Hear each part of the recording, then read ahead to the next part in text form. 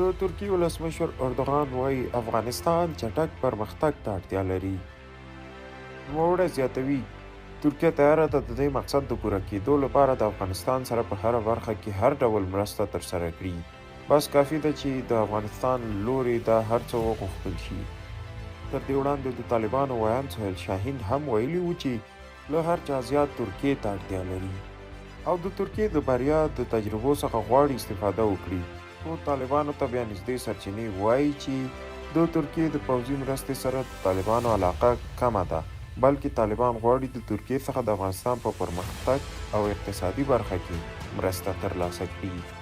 په داسې حال کې ده چې تېره ورځ داسې خبرونه خپاره شول چې ترکیې او طالبان توافق کړی دی چې د کابل هوایي ډګر تخنیکي چارې به ترکان او قطر په ګډه مخته وړي او ورسره به د دوی چارې یو مشخص امنیتي کمپنۍ ته سپارل کیږي. په بدل کې به ترکیه د طالبانو اسلامي امارت په رسمیت پیژني. د ترکیې رئیس جمهور همدارنګه ویلي دي چې دوی د طالبانو سره په تماس کې دي او د افغانستان په هکله به د نړیوالې ټولنې سره یو ځای حرکت پیلوي.